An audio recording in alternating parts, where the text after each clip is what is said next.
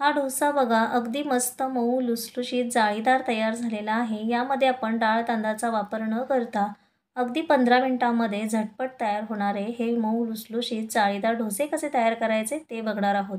यासाठी आपल्याला कोणतीही पूर्वतयारी करून ठेवावी लागत नाही। अगदी आयत्या वेळेमध्ये हे मिश्रण तुम्ही तयार करून झटपट असे हे मऊ लुसलुशीत जाळीदार डोसे तयार करू शकता आणि त्यासोबतच मस्त अशी आपण चटपटीत चटणीसुद्धा कशी तयार करायची ते बघणार आहोत। नमस्कार, पद्मजा रसोईमध्ये तुम्हा सर्वांचे खूप खूप मनापासून स्वागत आहे। चला तर रेसिपीला सुरुवात करूया। तर एका मिक्सरच्या भांड्यामध्ये 1 कप एवढा रवा घेतलेला आहे। रवा जाड बारीक कोणताही रवा तुम्ही इथे घेऊ शकता। वजनी प्रमाण पाहिलं तर 200 ग्रॅम एवढा हा रवा आहे। त्यासाठी आपल्याला 100 ग्रॅम एवढं दही घ्यायचं आहे। म्हणजे जेवढा रवा आहे त्याच्या अर्धा आपल्याला दही घ्यायचं आहे। पाऊण कप आपण इथे पाणी घेणार आहोत। पाऊण कप पाणी म्हणजे 150 ग्रॅम पाणी इथे आपण घेतलेलं आहे। हे सगळं मिश्रण मिळून येण्यासाठी मिक्सरमधनं अगदी बारीक गुळगुळीत अशी आपण याची एक पेस्ट तयार करून घेतलेली आहे। याची कन्सिस्टन्सी तुम्ही पाहू शकता। या पद्धतीने आपलं मिश्रण तयार झालेलं आहे। आता यामध्ये आपण रवा घातलेला आहे, त्यामुळे रवा आपल्याला थोडा वेळ भिजत ठेवायचा आहे। यामुळे रवा छान फुलून येईल। साधारण 15 ते 20 मिनिटांसाठी आपण ह्याला झाकून ठेवणार आहोत। तुमच्याकडे जर वेळ असेल तर जास्तीत जास्त अर्धा तास सुद्धा तुम्ही हे मिश्रण झाकून ठेवू शकता। तोपर्यंत आपण मस्त अशी चटपटीत चटणी कशी तयार करायची ते पाहूया। त्यासाठी एका पॅनमध्ये 1.5 चमचा एवढं तेल घालून घ्यायचं। यामध्ये 1 चमचा चणा डाळ आणि 1 चमचा उडीद डाळ घालून घ्यायची। या दोन्ही डाळी तेलामध्ये चांगल्या परतून घ्यायच्या आहेत। त्यानंतर यामध्ये एक मोठ्या साईजचा कांदा मोठ्या तुकड्यांमध्ये मी कटिंग करून घेतलेला आहे। त्याला सुद्धा आपण तेलामध्ये चांगलं परतून घेऊया। यामध्ये आपण 2 काश्मीरी मिरच्यांचे तुकडे करून घेतलेले आहेत ते घालणार आहोत। या मिरच्या अजिबात तिखट नसतात, फक्त कलरसाठी आपण याचा वापर केलेला आहे। यामध्ये मोठ्या टोमॅटोचे तुकडे करून घेतले ते घालून घेऊया आणि कांदा आणि टोमॅटो छान नरम होईपर्यंत आपल्याला हे परतून घ्यायचे।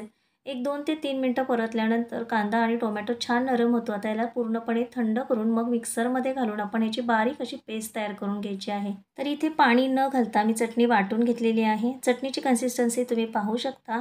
इथे थोडीशी दाटसर अशी आपली इथे चटणी तयार झालेली आहे। तुम्हाला जर चटणी थोडीशी पातळसर हवी असेल तर यामध्ये पाणी घालून तुम्ही याला पातळ करू शकता। तर आता इथे आपण एका बाउलमध्ये चटणी काढून घेतलेली आहे। त्यासाठी छान असा तडका तयार करून घेऊया। तर इथे एका तडका पॅनमध्ये 2 चमचे एवढं मी तेल घालून घेतलेलं आहे। खमंग फोडणीसाठी तेल छान गरम होऊन द्यायचं। नंतर त्यामध्ये पाव चमचा आपण मोहरी घालून घ्यायची। मोहरी छान तडतडू द्यायची। त्यानंतर यामध्ये पाव चमचा जिरे घालून घ्यायचे आणि जिरेसुद्धा यामध्ये छान फुलून द्यायचे आहेत। 7 ते 8 कढीपत्त्याची पाने घालून घ्यायची आणि एक लहान छोटी लाल मिरची मी घातलेली आहे। खमंग अशी आपली फोडणी तयार करून झालेली आहे। आता वाटून घेतलेल्या चटणीमध्ये ही फोडणी घालून घ्यायची आणि चमच्याच्या साहाय्याने ह्याला छान असं मिक्स करून घ्यायचं। मस्त अशी आपली इथे चटणी तयार करून झालेली आहे। आता आपण डोसे तयार करायला घेऊया। 20 मिनिटं झालेली आहेत। झाकण काढून पाहूया। रवा बघा अगदी मस्त असा फुललेला आहे आणि आपलं जे बॅटर आहे ते सुद्धा मस्त असं दाटसर तयार झालेलं आहे। आपल्याला हे डोसे तयार करण्यासाठी थोडंसं पातळ असं मिश्रण हवं आहे। त्यासाठी इथे मी अर्धा कप एवढं पाणी मिक्सरमध्ये घालून जे मिक्सरला राहिलेलं मिश्रण होतं त्यामध्ये घालून ह्यामध्ये मिक्स केलेलं आहे। आता हे मिश्रण आपण व्यवस्थित असं मिक्स करून घ्यायचं। या पद्धतीनं व्यवस्थित एकजीव असं हे मिश्रण तयार झालं की यामध्ये आपल्याला चवीप्रमाणे मीठ घालून घ्यायचं आहे। मीठ घातल्यानंतर मिश्रण व्यवस्थित असं मिक्स करून घ्यायचं। आता आपण यामध्ये 1 चमचा इनो घालणार आहोत।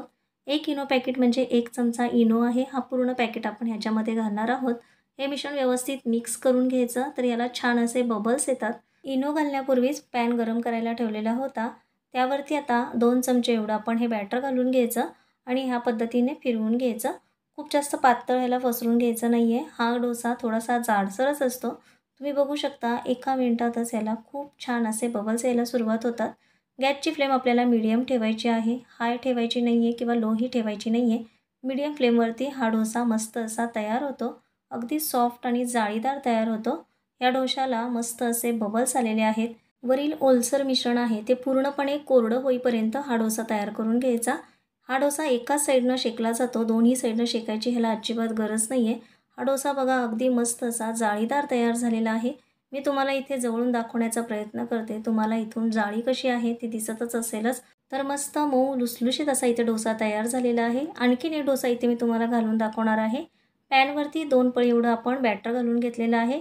चमच्याच्या साहाय्याने दाखवल्याप्रमाणे हलकंसं ह्याच्यावरती फिरवून घ्यायचं आणि हा डोसा मीडियम फ्लेमवरती शेकून घ्यायचा आणि मस्त मऊ लुसलुशीत आपला डोसा तयार होतो।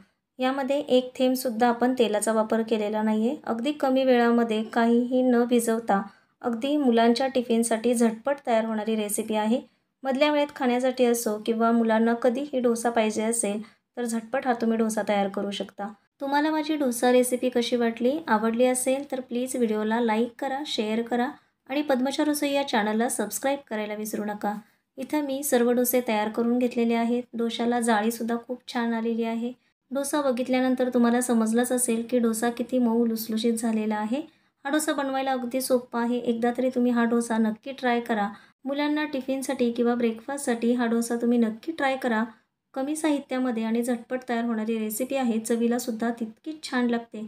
पुन्हा भेटूया अशाच एका छानशा नवीन रेसिपीसोबत. तोपर्यंत मस्त खा आणि स्वस्त रहा आणि माझे व्हिडिओ पाहत राहा.